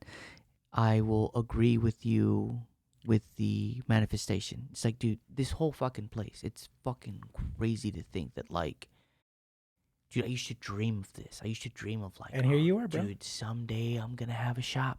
Someday. Doing it's just your like, podcast. Dude, yeah. We're just doing like doing the Podcastro episode. The Podcastro. Yeah, dude, I was going to drop that at the end, son. Damn, bro. I was going to drop that at the end, man. I ruined it for you. Sorry. The podcast. You can edit that out. Welcome to the Podcastro episode. Dude, that is a perfect fucking name, bro. That is amazing, dude. Credit to my son, Micah. Oh, dude, shout out to Micah, who's at a rolling rink right now. He's right? at a roller rink right now. Dude. Yeah. Damn, bro. What a beautiful age. You want to know? You probably know what. Be great if he was nicer, but he's what you said? He's 14, maybe 15 in October. Dude. Oh my God, dude. That is like the epitome of like, Bro. The things I was thinking you know when how I was 14 white hairs 15? I pulled out of my beard the other day, bro? It doesn't look that white. I'm telling you, bro. I pulled like 40 out of my beard. Oh, man, dude. I was like, I'm not ready to look old yet. But, dude, I mean, it honestly, man, it's cool. It's rad to, like, I'm so happy that I got to meet you, man. Because Likewise. I feel like I've met a lot of people out here, and, you know, it's just like, it's always like the older I get, the more I'm like, who do I want around me? Who do I, dude, even like social media, like Instagram, like, I told this to a client like about a month ago, dude. It's like, because he was telling me, he's like, oh, you know, because I used to follow him and like all his shit. And then, dude, he got super political, like hardcore. Which, dude, again, fuck it. Teaches his own. Yeah. Do your thing. But I was like, I'm jumping on Instagram for about an hour a day, not to get educated about all this shit that you kind of know about and you're super passionate about. I don't want to keep seeing this. I'm here for guitars, wood shop ideas. And to talk shit about all your clients. And to talk shit about all my clients, dude. You know, and it's just like, dude, so I told him, I was like, dude, I admitted to him, I was like, dude, I kind of snoozed you. Like, you know, where you can mute people. Mm-hmm. He's like, what, really? I'm like, dude. He's like, why? It's like, dude, it's just, and I told him, I was like, dude, I'm jumping on here for like a distraction during my day. Instagram to me, it's not an educational tool in that sense when it comes to like social activism and things like that. It's like, I love you, buddy, but I just, you know, I muted your ass, dude. Sorry, you know? And it's just like, but then he was just like, yeah, actually, you know, maybe I should just cool it down or whatever. I'm like, dude, do your thing. I don't care. Like, I'm just telling you. You're a prime, that situation and that conversation is a prime example of, hey, you know, you can be friends with people and disagree with them. You know, you don't have to fight with someone because you don't agree with them. It's just like, hey, I'll let him do his thing. I'm not going to pay attention to the things that I agree with, but we're still going to find common ground and be cool. And that's it. If everyone had that mentality, we'd all get along. Dude, you look at my feed, it's fucking guitars, luthiers. And complaining about no Red Lobsters in Hawaii. Oh, dude. Dude, I still have not taken my wife to Red Lobster. What does Moa think about all your shit talking posts? Dude, she just laughs. Does she laugh at it, or does she kind of just roll her eyes? I think she just rolls her eyes, but she laughs. But it's just like, she's I don't know. I think she's realizing what she married, dude. It's just like, oh God. See, with me, Denise, like, it's the dad jokes. I can't control it. And since I've had a second kid, it's worse. Like the nicknames that I come up for this kid, bro. How does cause she does yoga, right? Yeah, she's a yoga teacher. Bro, you're killing it, bro. You got all these gigs. And then on top of that, you get a yoga instructor. Come on, man. Do you want to hear some nicknames I've come up for the baby? Okay, so when he was maybe 2 months old, dude was farting all the time. So I called him Pedon Quijote. And what was another one? Oh, man. So he was like, the other day, he was like yawning all day. And I was like, I start calling you Yanni Gomez. That's a good one. I was proud of that one. Oh, man. I'm trying to think of more. I'm losing them. They're not coming back to me because I'm on the spot. It's going to come to me and I'm just going to say it out of nowhere and blurt you and interrupt your Yanni sentence. Gomez is a good. Yanni Gomez is a good one. I was proud of that one. And it's so funny because I thought of that and I meant to text Johnny about it and I accidentally texted Joshua Ray Cooch. I was like, I just called Oliver Yanni Gomez because he wouldn't stop yawning. And I was like, oh, I'm sorry. I meant to send that to Johnny. He's such a nice guy. He's probably like, oh man, that's great. That's he didn't even amazing. respond to it. Oh, really? Oh, what a jerk. And he knows Johnny because Johnny worked on his board. Yeah. So how do you, for people wondering, like, that balance between, like, relationship and, again, like, how busy, especially now, like, with, like a kid. Like, that's something that I'm, like, genuinely, like, nervous about. You know, I am not the person to ask about balance because I'm very one-track minded and I have, like, tunnel vision. So my balance is honestly like my fiance Denise. Like every now and then she'll just be like, hey, like, you're sucking. You're sucking right now. You're really sucking at prioritizing. Yeah. I think during the pandemic, it's been really easy to balance because, like, granted, I've been working, but I have more free time because I'm home. Yeah. You know, so like, you know, it hasn't gotten to the crazy balance of live and studio stuff. Yeah. I do studio stuff, but with studio stuff, it's like I can kind of do that whenever. You know, if I don't have a deadline, if you don't need this today, I'll chip at it away a little bit today, a little bit tomorrow. Kind of like you. Like I'm the same way. Like the other day, I did a track. I'm working right now for this this actress named Emily Osment, and my buddy Nick Hughes is producing it. He's a drummer for Bush, and I've been working on some tracks for them. And like same way, like you're saying, like I spent a whole day doing a setup. I spent one whole day working on one song. And some days I can knock out a whole track in like 30, 45 minutes. I spent a whole day. I didn't even finish it in that one day. But that's because I was just like, it's not flowing. It's got to be right. It's got to be right. And I didn't once think like, yo, man, I'm not getting paid enough like for this whole day of work on this song. But that's just how I am. And I have the luxury with working remotely to work at my pace to where I'm satisfied. Had I gone into a studio with them, I would have been done with it in 45 minutes. They would have walked away happy. But that's to their standards and their happiness. My level of happiness and satisfaction with my work is so high and so ridiculous and unreasonable that half the time I'm still not 100% happy with the things I sent out. But I got completely off track of the question. You know, Denise really helps me balance. She's, you know, every now and then she kind of has to like tether me in and be like, hey, like you've been working a lot. Like, do you have to do this this day? Do you have to do this that day? And I'm like, and I'll listen to her and I'll be like, yeah, I don't, you know, like I'll move stuff around. I'll make time. So I feel like right now I'm juggling everything well because there's still a considerable amount of time on my hands. Like I have daytimes free. Like honestly, the highlight of my week is like, if I have like, you know, the daytime off and drop, you know, my teenager off at camp and I'm home with Denise and the baby and I'm like, let's just go to lunch. And we'll go to lunch. I'm looking at some sangria or some margaritas in the middle of the day outside and have lunch. Like to me, that's like, God, this is great. So funny, man. I literally did that today. We went to this sushi spot and it was like hot as hell outside. I'm like, let's just go eat indoors. Went inside. Oliver drank out of a straw for the first time. Took some videos. You know, we had some margaritas, ate some great sushi. And I'm just like, this is great. This is why I work my ass off. And like, I feel like the pandemic has made me, I'm grateful for it. It sucks. Obviously, the shit that happened was terrible. The people that died. But so, I feel like so much perspective has come from it that was really needed on my end. It's made me enjoy stillness.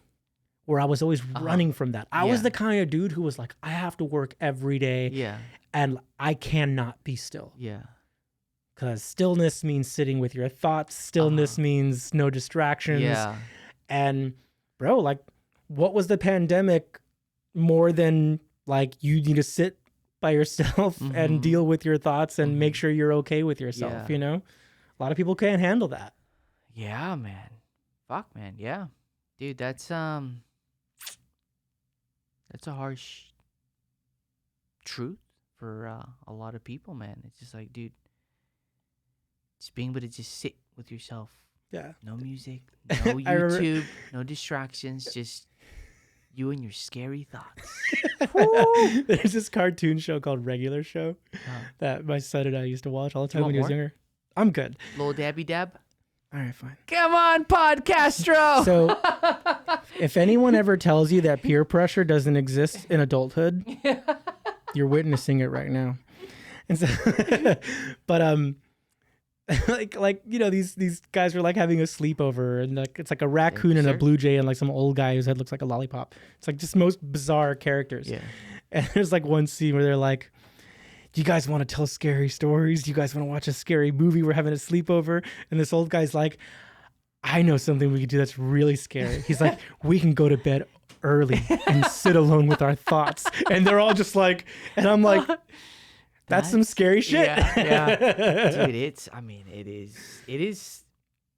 Yeah, it's crazy. It's just like me and Ma went on a hike last Monday. And it always boggles my mind when I see people like, dude, it's just like nice and peaceful and it's quiet. And then you see people like going up the fucking hiking trail with like a fucking little boombox blasting music. And I'm like, dude, just be with yourself for one day, dude. For 1 hour. Just listen to what's going on in here, man. It's scary, man. Fucking scary. Like, but it's, I mean, I don't know, man. You're not taught any of this shit when you're a kid. You know what I mean? You're never taught this. Who teaches that? Who thinks that on a daily basis? Especially like working class citizens. That's the big one, man. It's just like, dude, like I'll tell my dad now. I'm like, hey, Dad, I'm going to Hawaii. He's like, what the fuck? You fucking pussy. What the fuck? Like, you just opened up shop. Like, bro, you haven't even been open up for a year. You're taking a break. Like, you know what I mean? Because in his head, it's just like, dude, it was that, man. That's irresponsible in his generation, you know? It is, man. And it's just like, and I'll always like, dude, I laugh it off, you know? But it's like, I'll counter with like, you know, like, Dad, I don't want to be your age. Dude, he's 73 now, man. It's just like, I don't want to be your age and then have those doubts of like, you know, like, dude, his big dream was like, and I still want to make it happen for him, like somehow, but it's just like he wants to go to Egypt. Like, he's always been fascinated with like pyramids, and I mean, this motherfucker thinks that like the aliens built him and stuff like that. But regardless, like, that was his thing, you know, like he always like, but he had no ability to even wonder that. It was just like, work, provide for your family. Your family's good.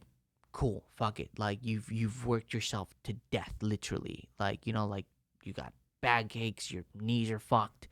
Like, and I appreciate that. Like, I appreciate him so much for that, but it's just like it's funny when he says that to me. I'm like, oh, fuck that. Like, I want to enjoy my life right now that I can. I can go to Hawaii and then go for a hike and see these things that you can't, you know? So it's like, yeah, man, you're right, dude. I mean, nobody teaches you this shit, man. Yeah.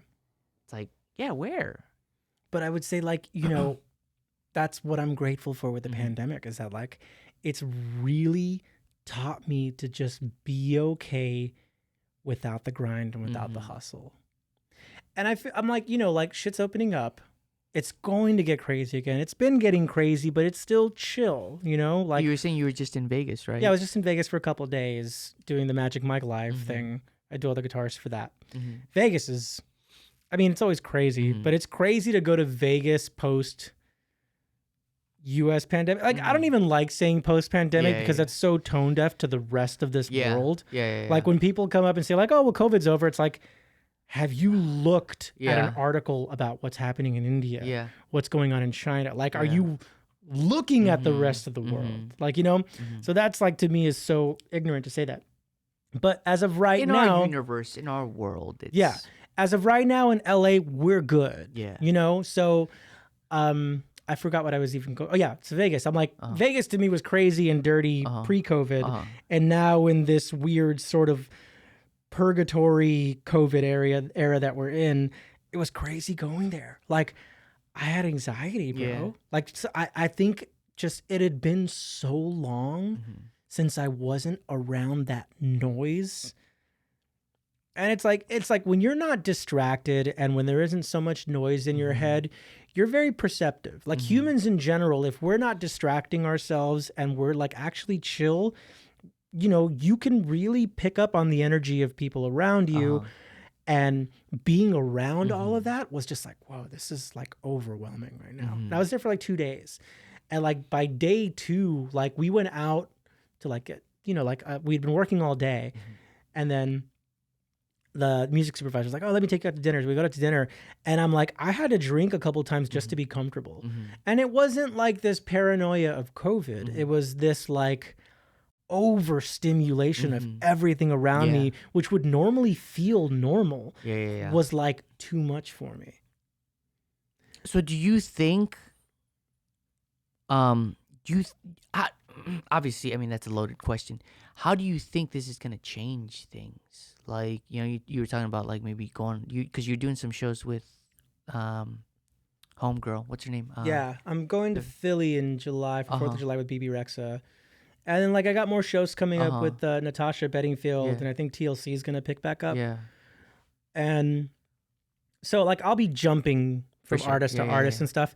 I think like it's so hard to say. I feel like everyone's going to have a different experience.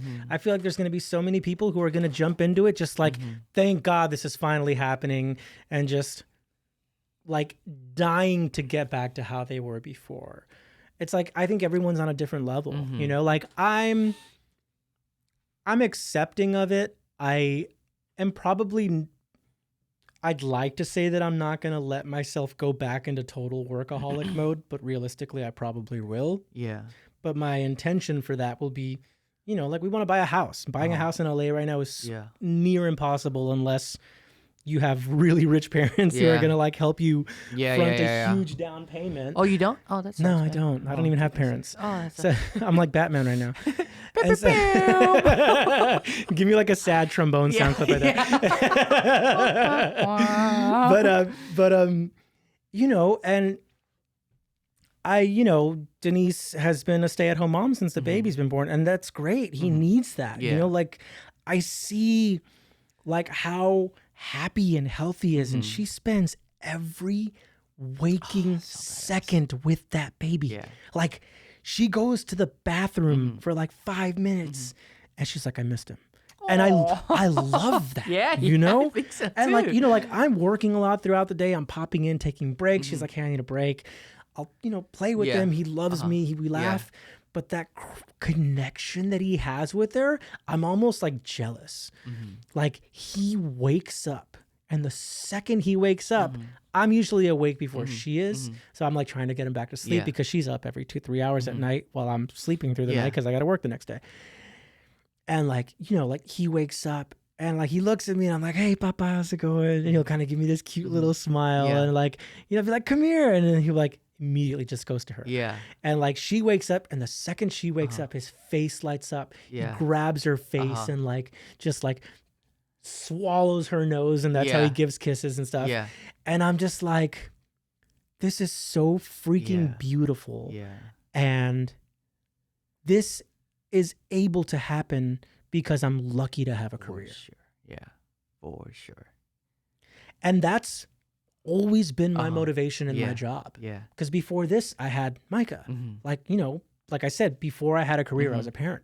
So to me, like, that's why none of like my accolades or anything have gotten to my head, because I mean, sure, there's a bit of my ego that enjoys the resume and the recognition that I get. I'm not going to lie. Yeah. But the motivation behind it all has always been like, I have to be a dad. I have to provide. Yeah. So because of that, I think I've been able to really remove my ego from my work, which then makes me a really pleasant person to work with, which then keeps me working. dude, you just hit on a point that I don't think I've ever heard before. Like, because you always hear it's just like, oh, you know, like for people that don't know, and it's just like, dude, I've known plenty, as you probably have, musicians that are amazing, incredible, but just like, get the fuck away from me. Like, super unpleasant. Like, you know what I mean? It's just like, I mean, dude, it's like, that's true. I mean, I just came to the realization, dude, yeah, like, if you're really, obviously, if you're fucking pleasant, but the fact that, like, you're getting that from your family, from, like, you know, you're so chill, you're so relaxed, it's like, that must be coming through in your session work and all that other stuff, man. It's like all my musician friends who are parents come from that same place for the majority, at least the ones that I'm friends with. I'm not friends with like egotistical people. I'm not saying you need to have kids to be successful. What I'm saying is perspective and removal of self and ego, however you go about it, will really have a positive impact on your relationships with other people and your work environment. AKA, go get booed up, son. Pop out a few babies. Yeah. And I mean, you know, like, however, like, I know people who are like the most pleasant people to work with that don't have kids, but that's just because that's their persona. Yeah. And you know what, man? Like, it sucks, bro, because like, I know people who are so nice and have such great intentions, but they don't have those social skills. They're just awkward people, naturally socially awkward people. And they don't have bad intentions, but that can like really hinder your career. Oh, yeah. I mean, dude, I have a buddy that he's an MD. He's I'm not gonna name him, but what's his name?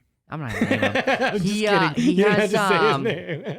God, dude, I really just wanted to make Chris laugh. So it's hitting me, man, because I'm gonna fuck it up. But he has God, what is that thing where he's probably not even gonna watch this? Asperger's?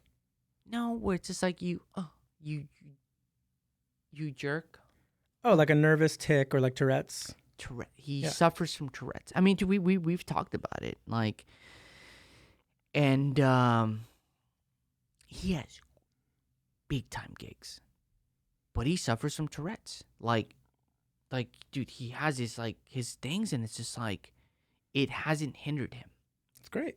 Amazing. You know, Billie Eilish has Tourette's. I didn't know that. Yeah, she's been open about it. Yeah. Oh shit, I'm not a fan of her though. It's because she's very family oriented. Her brother's in the band. Yeah, exactly. Her mom's the manager. Luis hates families. I hate families. Therefore, he hates Billie Eilish by default. That fucking cunt. No, I'm just kidding. She's never gonna listen to this, so who cares? I actually love Billie Eilish. I think what she does is great. All right, I'm a fan. Yeah, but you're in a ska band. So I was in a ska band. There you go. Wow. No. Do you really hate ska? Dude, I just don't enjoy ska. I like how you had to get really quiet to say that too. I'm pretty sure there's a ska band. But you like norteño music? I do, and it's not the same. Fuck you. I'm not saying it's the same, but it's in the same family tree. I know, but dude, I know. It's like ska, bro. I know, dude, but it's just like, fuck that, dude. Fuck you. Have you heard Voodoo Glow Skulls? Yeah. You don't like them? Yeah, I like them. I'm talking about... You're talking about bubblegum pop ska. I'm talking about shitty musicians who know that they're shitty and that the only way that they can get out or get through is just like by forming a shitty ska band. That's it. And they fucking live in Long Beach and they live the lifestyle, and then it's like, therefore, it's like, oh, go fuck yourself. You just suck. That was me when I was a kid, bro. Yeah, but you're probably good. You had the thing. I guarantee you. I guarantee you. Dude, man, our conversations get so derailed. I know, but it's fun, dude. I don't remember where it all started. Dude, I know, but I'm excited for the one person that probably stuck around to the very end. No. So, I mean, a few things. It's like, I do think that, like, because is there any advice that you can give to people that genuinely... Like, dude, you have a shit ton of endorsements. A shit ton.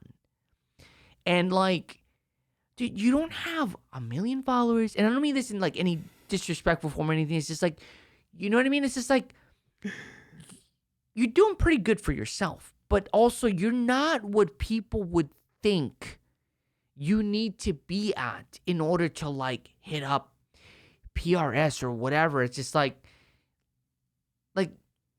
2 questions. How do you do it? And what advice would you give to people that are genuinely like, for example, I'll preface this with one of my clients who just, I think she's in a great position to get an endorsement from a certain bass company. She doesn't think so. And I'm like, you have nothing to lose to reach out to them. She's like, I'm trying to get, after this gig, maybe like. That sounds like a fear of rejection. Yes. So, what, like, to go back to the 2 questions. Yeah. So what is it? Like, what, I can't even remember the questions I asked you. I remember the questions. Okay, good. Okay. Because I don't. So, before I even answer that question, I want to say something that I've gotten asked a lot. Mm-hmm. And man, like the first time someone asked me this question, I was like, do you not hear yourself? And someone's like, yo, man, like, how do you get these massive gigs? Like, no offense, but you don't have like a huge following online. Like, but you're like crushing it with these gigs. And I'm just like, what does that have to do with work? You know, like really think about it. I told him, I'm like, hey man, like, I don't think before any producer or MD hired me for a gig, he checked how many followers I have. Maybe he looked at my Instagram and heard my playing and was like, I like what I hear. Or someone referred me to him that he trusted and vetted for me, which is most likely that. Every gig I've gotten has been from my friends. I've never auditioned for a gig. I've never sought out a gig. So I was just like, if your focus is on work, you will get work. If your focus is on followers and you have something that people will be interested in, you will get followers. Followers does not equal work. I know so many people who have these crazy followings and don't have gigs. And they will reach out to me like, yo, man, like, how do I get these gigs? And, you know, I think when people put all this energy into building a huge online following, it kind of bites them in the ass. It gets them a lot of attention. It can get them endorsements, but it puts them out of reach. Someone looks at my Instagram, sees that I only have like less than 5,000 followers. They think I could probably send this guy a message to hire him and he's going to read it. Now, I'm not saying don't have massive followers. I'm saying make yourself approachable. That has nothing to do with my follower count. And I don't care about that. I don't focus on that. Like I post maybe once a month and it's like a picture of my kid or a birthday or some gig I did that was really cool. But I'm not putting content out there because I don't have to. You're probably pissing off a lot of people right now. No, I'm not, because there's some people I know who do that and make a great living off of it. I'm just saying that's not what I do. Like my buddy Rhett Scholl, RJ Ronquillo, like these guys make a great living and put out content and they're great at what they do and they push products and they make their commissions. Fucking great. Because you know what? That is so much more sustainable than what I do. I don't think so. I think so. Because I think they can keep doing that for a long time. I don't know how long I'll keep getting called to play with these artists live. I might keep getting called for work on studios. That can go forever. And I'm banking on that, hoping. You know, but like I said, my focus has been on work. And my work comes from friendships and relationships. Like the way I got working with Beyonce, like I said, I recommended one of my childhood best friends to a studio. Mm-hmm. That studio led to him working with Beyonce. Mm-hmm. That position led him to an opportunity where he can refer someone on guitar. He referred me. Mm-hmm. He didn't have to. Mm-hmm. I didn't tell him, hey man, if opportunity ever comes up, hit me up. No. When he got that gig, when he got a Grammy, I was so fucking happy for him. Yeah. I jokingly texted him and said, yo man, if you win a Grammy tonight, you owe me a steak dinner. Yeah. So I joked about that. He referred me to her to do a pre-record for a concert. And that pre-recorded ended up turning into a live show. I did the live show. At the end of that night, he like comes up to me, he's like, I don't think I owe you a steak dinner anymore. And I was like, you do not. Yeah. And that... You owe me Red Lobster, son. Okay, but here's the thing. He referred me for something that ended up being a show. But it wasn't even like, oh, this is my goal. It's like, I ended up becoming really good friends with her MD. And it wasn't because I felt like it would benefit me. I loved the guy. From day one, I loved him. We had the same sense of humor. We became good friends. And like, if that guy never called me for another gig again, I would still love him and want to be his friend. If he no longer had the opportunity to get me on a gig, I would still love the guy and want to be his friend. Because that's what friendships are. There's nothing opportunistic about it. That's why I hate the term networking. That's why I hate all of that fake, petty bullshit. Yeah. Because every gig I've gotten has been from friends. Friends that I've helped out and have never once felt, you owe me something for this. Simple as that. Like, I have so many friends that like will hit me up. You're like, hey man, do you think like, you can maybe get me something at artist discount or introduce me to these brands? Fuck you, bitch. And every time I can, I do. You do. And I will fucking say this because Johnny's our mutual friend. Yeah. So it's just like, we keep referring to fucking Yanni Gomez. Fucking, but it's just like, dude, you are, man. And I will say this, you have gotten me a lot of work. Quality work. That's the word I will... Because people, whatever, people refer me here and whatever, and it's just like, dude, yeah, I'm not gonna do it for that. But it's like every time you refer someone to me, it's always like it's coming from Rod, Mr. Podcastro himself. It must be good, and it always is. But here's the thing, I never once felt entitled to anything from you for doing that. Yeah. I think you do amazing work, and I think you deserve to work, and I recommend people to you because I want them to be happy with the work that they get. Oh, dude, thank you. That's the truth. Yeah. And like I said, I help out so many of my friends, and that's just in my nature to help people. Yeah. And this isn't some holier than thou bullshit like I want you to look at me like, oh, he's such a good guy. No, I don't give a fuck about that. I genuinely enjoy helping my friends, and I expect nothing in return.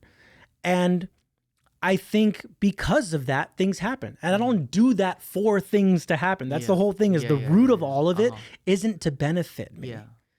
And, that's how the Beyonce thing happened. The way I started working with Ellie Goulding, a really good friend of mine who I just would always like be cool with, recommended me to that gig. Yeah.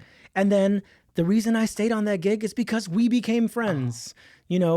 Every gig that I've gotten has been like I'm supposed to fill in for one thing. And then I end up getting along with everyone, genuinely. And they like having me around, so they call me back.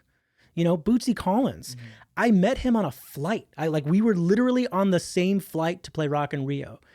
And we talked for a bit. I went up to him as a fan. I was like, dude, I am such a fan of yours. I grew up listening to James Brown, P-Funk. I wouldn't be the guitarist I am if it wasn't for the music you created. Super cool dude. We get off the plane. I ask him if I can take a picture with him. Total fanboy shit. Yeah, for sure. We're talking for a bit, and he's just like, yo, man, do you have any way to record guitars while we're here? And I was like, absolutely. I had my remote set up. I was doing so many sessions. This is when I was on tour with BB. And I went to my hotel room and tracked some solos on a song with him and Buckethead. Yeah. Sent it to him. Yeah. He loved it. Yeah. I co-wrote his next record. Yeah. And now I'm his duty calls all the time. And it was because we became friends. Yeah. Fuck. And never once did I was I nice to him because I expected something. My advice is just fucking make friends with people you want to be friends with. Don't ever make friends with someone because you think it benefits you. And I will say the downfall, not even the downfall to that, but remember how I was saying, it took me forever to get to the point that I am. And that's because I didn't mooch. I wasn't fake. I wasn't trying to oh, you should hire me. That's not me, you know? It happened very organically. And it took a while because I wasn't that dude who was showing up at every gig saying yo, man, let me sit in. Or and I'm not saying that there's anything wrong with it. That just wasn't me. And that works for people and that helps people and they have their intentions, whether they're good or bad and whatever that everyone has their own path and their own thing. But with me, everything has happened because I make friends and I have friends and I help those people and they help me, not because they have to, but because they want to, and vice versa. Damn, y'all. That's knowledge bombs right there, son. It's Dude. It is so crazy to hear someone say that because it's just I mean, dude, I think you word it better than I can. I was just just fucking fuck networking. It's just I hate, dude, because I think in LA, it's just the culture out here is just dude, you got to go to fucking, I was telling you earlier, it's dude, I went to my buddy's party on Saturday, who I used to work on his guitars when he was just, I mean, he's a regular guy. He's just a good fucking dude. And then now he's this huge fucking persona, famous person. Yeah. He's massive. He's at the spear of the fucking spear. Does that make sense? Yeah. Okay, cool. It does now. Okay, cool. Little It's a new thing. Yeah. It's just it's crazy to think. It's and then, you go to this party, and it's just what the fuck? There's 200 people, 300? And then, I was telling you earlier, it's just you sense the vibe. You sense the vibe. And you know what? I'm guilty of this as well. It's when I first moved out here, it's just dude, you just got to go out and meet the right people. You got to go out and meet the right people. When you don't know any better, you don't know any better. Exactly. And that's why you can't judge people when they first do that. And that when people come up to me and they say things, I tell them, I go, dude, you want my advice? Don't do what you're doing right now. You know, and I am always dude, all the time I get messages from people and I give people the same answer every time.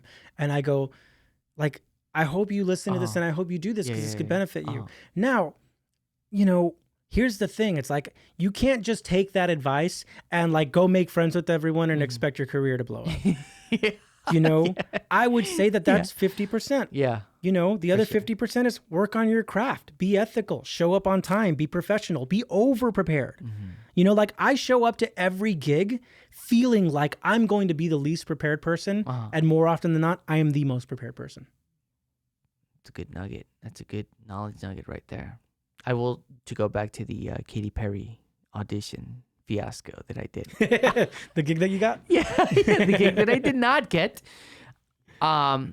Realizing dude, the guys, it's dude, I worked on one song because that's what was on the email. This is the song that we're going to play. And then, everybody else played all these other songs. Over-prepared. I get it. And here's the thing, is when over-preparedness is the norm, it becomes easy. And it becomes more effortless to learn and be over-prepared. To the point now where I can show up to a gig and go over the material maybe once or twice, and I'll just have it because I've done that for so long. Yeah. Dude. I have my tricks. The way I trick myself into knowing if I know a song, and I've only told a couple people this, but this is a really, really cool trick. Well, you're about to tell everyone. Are you sure you want to do this? Really, really cool trick. Absolutely, because everyone should know this. The way I've convinced myself that I know a song, that I know lines and know things, is practicing it, obviously. My one trick is I practice everything right before I go to bed. Literally the last thing I do before I go to sleep is I run music. Mm-hmm. I go to sleep, I wake up the next day, it's retained in my head better than if I go through it 20 times during the day. Mm-hmm. Second trick is to test myself. I test myself by listening to another song and seeing if I can remember the song that I'm supposed to remember while being distracted by what I'm listening to. If I can do that, then I'm like, I'm good. And that's my test. Sneaky son of a bitch. But this think is about why it. I never got the Katy Perry. But think about it. Like, it's hard. Like, you know, like when you try, like it happened the other day. Like I was sitting, I think today I was having lunch with, you know, Denise, and I was like, oh, do you remember that one song, like this artist? And she's like, I can't think of it because I'm hearing this right now.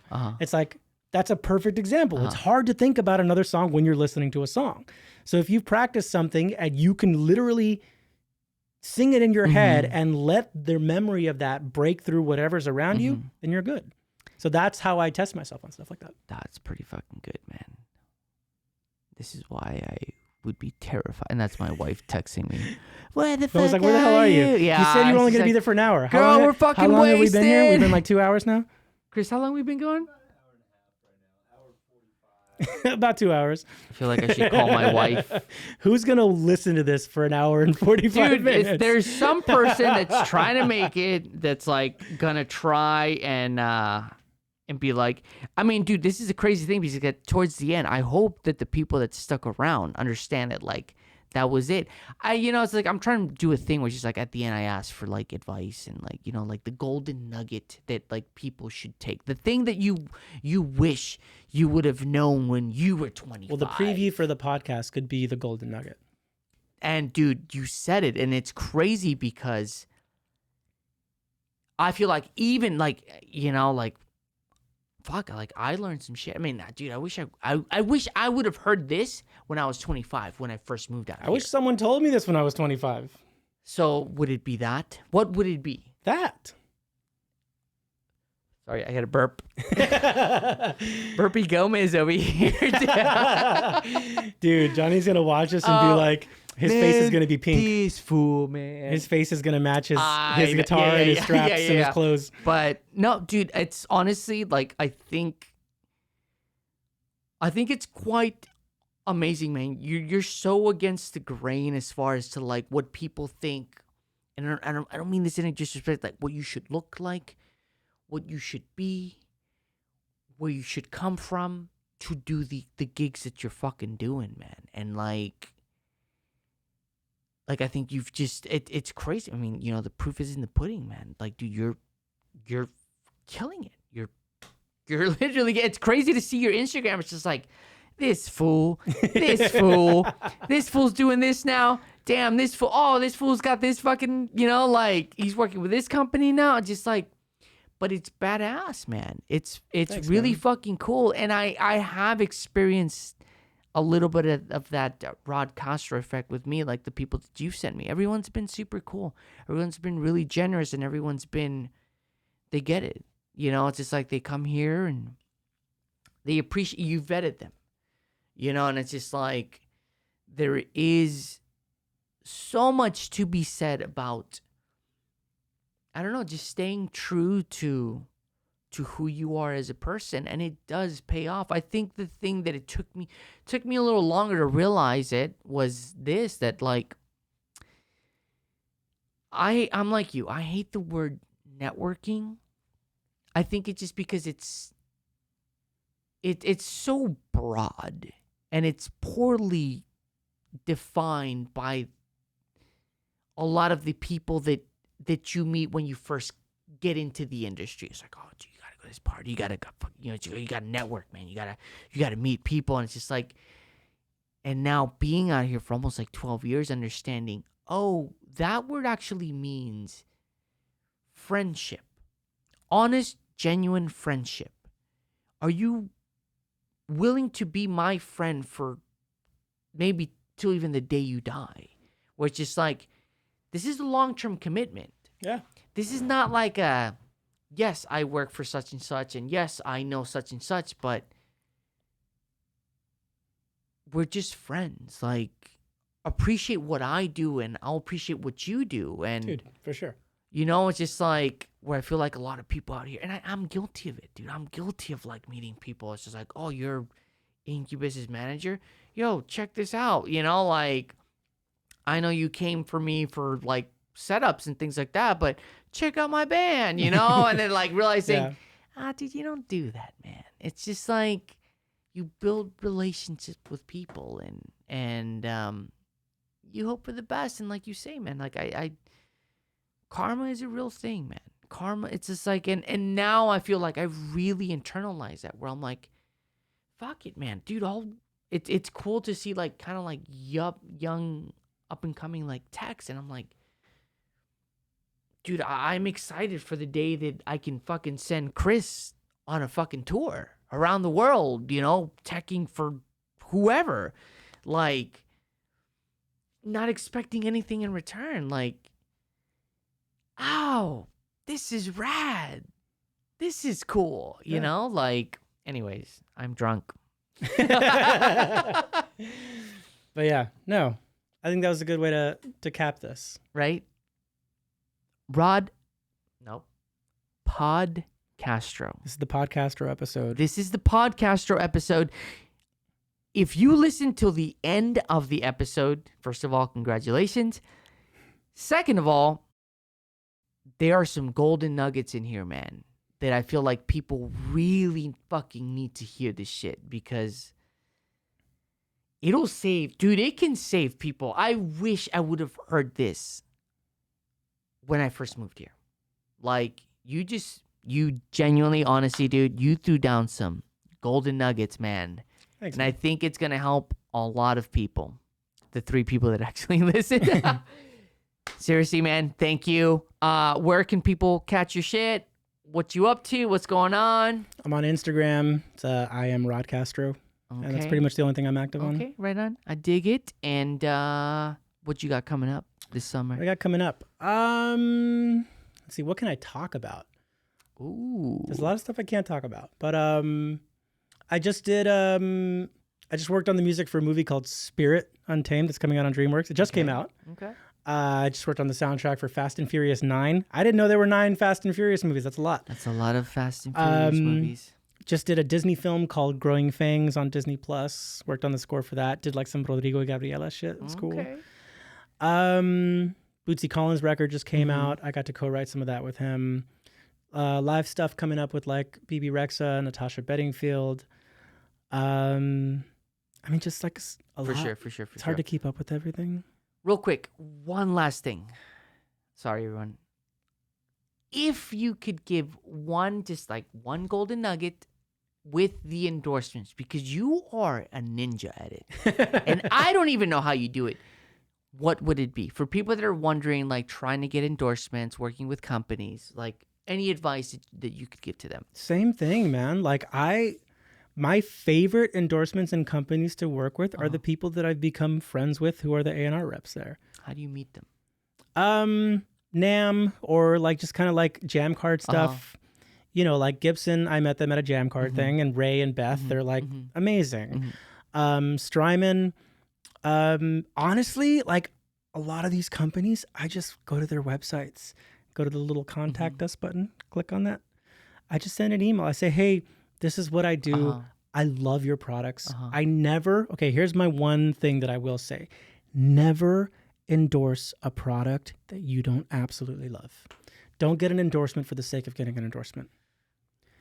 If you endorse products that you actually love, then you will get great use out of them. It'll become a mutually beneficial relationship. You know, Strymon, I was with them for a while. They got a new AR rep. I met with the AR rep. Turns out we were like lived in the same neighborhood, grew up in the same neighborhood, knew a bunch of the same people. All of that is just because I became friends with the reps.